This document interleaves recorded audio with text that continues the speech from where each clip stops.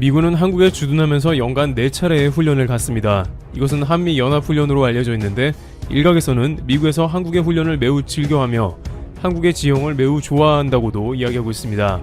2019년 3월 미국의 해병대는 하와이에서 한국까지 날아와 전투 태세를 갖추는 훈련을 실시했습니다. 보통 미군이 멀리서 와봤자 오키나와나 괌 정도였지 하와이에서 한국까지 훈련을 하러 온 것은 이례적입니다. 그러한 이유는 다양한 한반도 정세와 군사적 이유가 맞물려 있지만 네티즌들은 한국이 훈련하기 좋은 장소이며 이와 같은 많은 증거가 있고 한국은 여러가지 이유로 군사국가들이 군침을 흘리는 장소라고도 말합니다. 가장 주된 이유로는 아이러니하게도 훈련하기에 매우 좋지 않은 환경을 가지고 있다는 험한 지형 때문입니다. 한국의 산과 산맥들은 험산줄령 혹은 고산줄령이라고 불리우며 험한 산세를 자랑하는 모습을 보이고 있습니다. 한반도의 산지는 국토의 70%이며 크고 작은 48개의 산맥, 총 4,400여 개의 산이 있는 곳입니다. 그러면서 기후는 4계절이 뚜렷하여 봄, 여름, 가을, 겨울을 모두 체험할 수 있는 훈련하기에 좋은 조건입니다. 물론 미국에도 한국과 같은 지형이나 기후가 있습니다. 그러나 한국은 실전용, 훈련용으로 제격이라는 것이죠. 한국은 좁은 땅덩어리이지만 온갖 지형새가 다 갖춰져 있으며 오히려 지역이 좋아서 훈련하기에 좋습니다. 또한 미국이 오랫동안 상대해오고 있는 러시아의 추운 기후도 러시아와 가까운 한국에 주둔하며 체험할 수 있는 것입니다. 한국이 뭐 얼마나 추워서 그러냐고 묻는 사람들이 있습니다만 휴전선 바로 앞의 철원은 러시아 모스크바보다 추울 때가 잦으며 철원에서 현역 근무를 하던 경계병들은 수은주가 영하 수십 도를 측정을 못해 깨져버린 경험을 할 정도로 극한 추위도 경험했습니다. 중동 지방과 같은 낮에는 덥고 밤에는 추운 사막 기후도 군인들에게 있어 험난한 것은 마찬가지지만 그런 곳은 모두 움직이는 시간이 정해져 있는 반면에 한국과 같이 숲과 험한 산이 있는 지형은 예측 불가로 더욱더 작전이 중요해지며 써야 하는 각종 군수 물자들도 극한 환경에 잘 견딜 수 있는 것으로 준비해야 하는 것입니다. 또한 삼면이 바다로 둘러싸여 있어 육해군이 동시에 진행하는 상륙작전 관련한 훈련을 하기에도 좋습니다. 2013년에 한미연합사령부는 한미양국 해병대가 독수리연습의 일환으로 포항 일대에서 연합 상륙훈련을 최초로 실시했습니다. 미군들은 오키나와 등에서 날아와 해안 양육 군수 지원에 참여했습니다. 해안 양육 군수 지원 훈련은 항만시설이 없거나 기존 시설이 파괴된 지역에서 해안가를 통해 연료와 탄약, 각종 보급품을 실어 나르는 연습을 말합니다. 또한 공기 부양정 등을 동원해 특수부대원이 수중과 공중 등 육해공 장악 작전을 통해서 적 후방을 장악한 다음 한미 해병대가 해안에 상륙하는 작전을 한미연합 3,500여 명이 참여해 진행하기도 했습니다. 이러한 대규모의 훈련을 빠른 시간 안에 효율적으로 준비해서 진행할 수 있는 나라는 지구상에 거의 없을 뿐만 아니라 훈련을 하기 위한 지형을 비롯해 모든 조건이 잘 갖춰준 곳 역시 그리 많지 않을 것 같다는 의견도 나오는 것입니다. 또한 오키나와가 연중 온화한 기후이기 때문에 혹시 모르는 실전 대비 차원에서 미군들은 한국의 다양한 계절을 겪으며 훈련에 참여한다는 이야기가 있을 정도로 한국은 작전 수행의 전략적 포인트로 다양하게 활용되고 있다는 것입니다. 과거 인천 상륙작전이었던 롤 모델인 포항 상륙작전을 떠올리면서 다시 한번 수복작전을 동일 장소에서 펼친 것입니다. 당시 훈련을 했던 현역 사병들은 각종 보급품들은 대부분 극한 기후에 적응이 가능하도록 하게 하는 식품을 비롯해 의료용품, 의류 등이었다면서 한국에서 극한 기후의 상황에서 작전을 펼치는 것을 가정하고 진행됐다고 밝혔습니다. 그러나 과거 6.25에서는 한국의 이런 험난한 기후가 제대로 파악이 안 되어 연합군은 크게 고생하기도 했습니다. 당시 전쟁은 3년간 진행되었기 때문에 연합군들은 한국의 지형을 제대로 고생하며 경험할 수 있었다고 합니다. 또한 산과 험지에서 겪는 사계절은 그야말로 인간의 극한 시련을 제대로 겪을 수 있게 해 크게 고생했던 것입니다. 한국에 와줬던 콜롬비아나 에티오피아 등 수많은 적도 출신 사병들은 겨울에 숨만 쉬고 있어도 힘들었을 것입니다. 프랑스의 평원은 그냥 걸어다니기만 하면 되지만 한국은 지형이 험해 등산의 연속이기도 했습니다. 미국의 한 영화 컷을 보면 이러한 장면을 묘사하기도 합니다. 한국 군인은 산을 힘들어하는 연합군에게 빨리 올라오라고 다그치면서 느리게 움직이면 위험하다는 취지의 말을 합니다. 그러자 연합군 소속 미군들은 자기들끼리 힘들어하면서 여기는 사냥이나 뛰어놀기 좋은 나라라면서 험한 한국의 산세 지형을 불평하는 모습이 나옵니다. 세계 전쟁사를 살펴보면 이렇게 계속해서 개국이 나오면서 산을 탔던 치열했던 전투는 손에 꼽기에 드물다고 전해집니다. 강원도 양구의 983 고지는 피해 능선으로 알려져 있고 6.25 당시 미군 8사령관 매튜 B 리지웨이 장군은 한미연합사단의 전략 요충지 983 고지 탈환 명령을 내렸으며 이를 위해 약 3만 발의 포탄을 소비했습니다. 여기에 백마고지 전투를 비롯해서 계속해서 산을 끊임없이 오르고 내리면서 전투가 반복이 되었던 어려운 전쟁이었죠. 실제로 한국전은 온갖 전투와 작전이 녹아들어 있었습니다. 물론 최첨단화되어 예전과는 비교가 안 되는 강력한 무기를 탑재한 군대가 존재하는 현대에는 과거보다는 육상의 전투가 절대적인 비율을 차지하지 않고 있습니다만, 여전히 군인들에게 상륙작전이나 현지 적응 훈련 등을 위해서 한국은 작전 전개의 명소가 된 것인지도 모릅니다. 그런데 이러한 한국의 뚜렷한 기후 변화와 한여름과 한겨울, 극단으로 치닫는 계절 등은 오히려 한국에 있어서 각종 군수 사업을 더욱 강력하게 발전시키는 계기가 되어 전 세계의 다양한 고객들을 만족시키고 있는 모습입니다. 러시아 한 매체는 노르웨이에서 한국의 한화 디펜스의 K9 자주포를 수입해 훈련하는 관련 기사를 낸 바 있습니다. 노르웨이는 북유럽에 위치해 전반적으로 기온이 낮아 추운 겨울을 견디는 장비가 절대적으로 필요한 것입니다. 한화 디펜스는 사막에서 설원까지 다양한 작전 환경에서 운용이 입증되어 국내를 넘어 해외로 수출되고 있다면서 노르웨이의 환경에 충분히 적응이 가능하다고 밝혔습니다. 일부 언론에서는 K9 자주포와 노르웨이의 연어를 물물 교환으로 샀으며 한국의 제품의 성능을 무시당하는 한국의 굴욕이 아니냐는 보도를 하기도 했습니다만, 방위사업청은 이와 관련해서 한화 디펜스에 확인한 결과 노르웨이는 전액 현금으로 K9 결제를 했다고 밝혔습니다. 한국의 험지를 주파하며 한겨울과 여름의 극한 온도 테스팅을 훌륭히 마친 K9이 제값을 못 받을 리 없겠죠. 노르웨이 옆 동네로 북유럽의 추운 날씨를 자랑하는 핀란드 역시 한국의 K9 자주포를 운용하고 있으며, K9의 발사 장면과 무반동 메커니즘을 살펴본 군인이 흐뭇해하는 모습은 국내 네티즌들에게 잘 알려져 있습니다. 사막 지형이 있는 호주에도 K9 자주포가 1조 원 계약을 하면서 한국 군수 제품의 우수성을 입증했습니다. 호주는 앞서 자주포 사업을 계획했다가 포기했지만 노르웨이 등 다양한 국가에서 성공적으로 운용 중인 상황 등 여러가지 한국산 무기의 우수성 가운데 앞으로 대량으로 항공 무기를 수입할 것을 희망하는 것으로 전해집니다. 그뿐만 아니라 한국의 다양한 군수 물품 등은 극한 환경에서 수행되는 한국 지형의 군사작전을 모두 수행하게 되어 있어 해외에서 나름 믿고 사용할 수 있는 내구성과 전문성, 고성능을 겸비한 신뢰도가 높은 제품으로 알려져 있습니다. 여기에 실전 감각으로 긴장감을 느끼기에는 한국이야말로 최적의 장소로 판단된다는 의견도 나오고 있습니다. 삼면이 바다로 된 한국은 1년 내내 자망이 가능한 핵잠수함을 개발해야 한다는 목소리가 나오고 있습니다. 과거부터 핵잠 개발의 의지를 보이고 있으며 최근 미국과 관련 논의를 진행 중이라는 보도가 일부 나오기도 했습니다. 북한은 이미 잠수함을 운용 중이고 멀게는 러시아와 언제 한국을 위협할지 모르는 중국도 존재하고 있기 때문에 한국은 고성능의 핵잠을 개발하여 한국의 바다에서 다양한 공격 가능성에 대비하며 전쟁 억지력을 갖는 것이죠. 주변은 온갖 군사 강국으로 둘러싸여 있기 때문에 한국의 지리적 위치상 군수물자가 갈수록 발달한다는 것입니다. 한국의 험한 지형과 기후가 내수용 군수 물자마저 견고하게 준비되어 세계적인 수준을 이끌어낸과 동시에 현재의 복잡한 지정학적 위치는 한국으로 하여금 고성능의 전투기나 미사일까지 선보이게 되는 이유가 된 것입니다. 특히 현무 미사일의 경우에는 내년부터 대략적인 양산이 계획되어 있기 때문에 전쟁 억지력을 한층 높일 것입니다. 또한 전세계 유일 휴전 상태이며 분단국인 한국은 그 자체로 긴장하며 각종 군사작전을 준비하는 상황입니다. 여전히 남북이 갈라져 있는 상황은 매우 안타까운 것으로 그 자체를 절대 좋은 일이라고 할 수는 없습니다만, 전세계 유일의 분단국으로 북한을 비롯해 러시아와 중국까지 시시각각 변하는 한반도의 정세를 주시하고 있는 상황이며, 한국은 이에 항상 촉각을 곤두세우고 자주국방을 비롯해 미국과의 각종 연합작전에도 매우 공을 들이고 있습니다.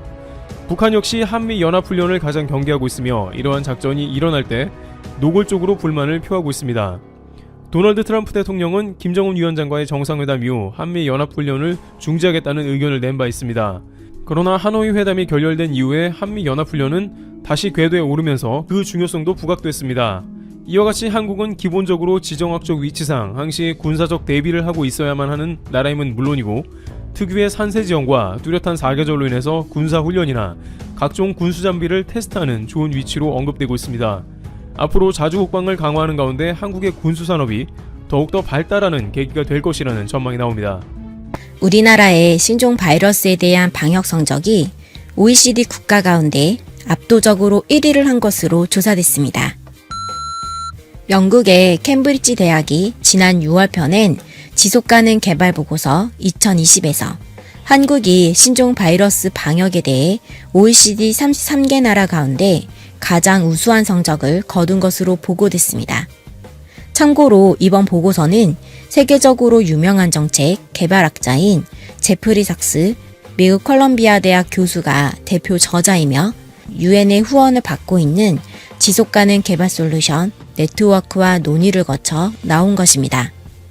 또한 이 보고서는 신종 바이러스 대응과 관련해 OECD 국가 가운데 소득 수준이 중간 정도인 중남미 3개국인 멕시코, 칠레, 콜롬비아와 자료가 불충분한 아이슬란드를 제외한 33개국을 비교했고, 비교 대상 기간은 신종 바이러스가 전 세계적으로 확산하던 초기인 3월 4일부터 5월 12일까지, 그리고 비교 기준은 인구 100만 명당 신종 바이러스로 인한 치사율과 재생산 지수, 그러니까 감염자 1명이 감염시키는 평균 인원수, 그리고 통제 효율성 등 3가지 지표를 바탕으로 만들어진 종합지수인데, 이 종합지수에서 우리 대한민국은 0.90으로 1위를 차지했고, 그 뒤를 이어 라트비아는 0.78로 2위, 3위는 호주 0.76, 4위는 리투아니아 0.75, 5위는 에스토니아 0.75,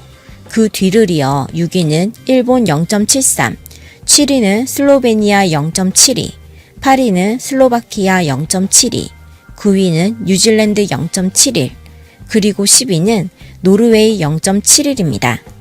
또한 독일은 0.63으로 19위, 스웨덴은 0.61로 22위, 미국은 0.51로 28위, 이탈리아는 0.49로 29위, 프랑스는 0.46으로 30위, 영국은 0.43으로 31위, 벨기에는 0.40으로 32위, 스페인은 0.39로 33위.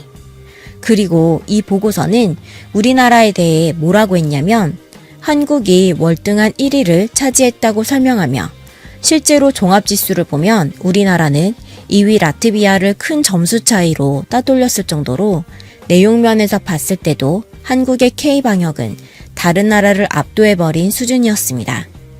또한 인구 100만 명당 치사율은 일본, 호주, 뉴질랜드와 함께 한 자릿수인 5.0명이었는데, 이 치사율이 높을수록 방역과 치료가 허술하다는 것을 나타내는데, 다만 이 치사율은 나라마다 집계 기준이 다르고 연령 분포와 당뇨병 같은 기저질환 비율이 다를 수 있어 이를 감안해야 한다고 보고서는 설명하고 있습니다.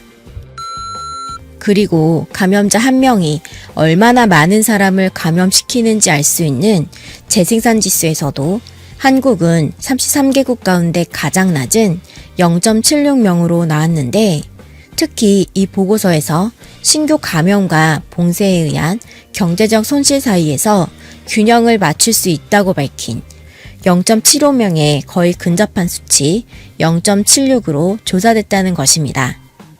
그러니까 종합점수에서 우수한 성적을 보인 호주와 일본이나 미국, 그리고 서유럽의 선진국들은 경제적 손실을 불러올 수 있는 재생산 지수가 2위 라트비아는 0.95, 3위 호주는 1.06, 6위 일본은 1.25, 19위 독일은 1.38, 24위 캐나다는 1.51, 28위 미국은 1.73, 29위 이탈리아는 1.19, 30위 프랑스는 1.50을 넘어버렸을 만큼 경제적 피해가 상당하다는 것을 그대로 드러내는 것 아닙니까?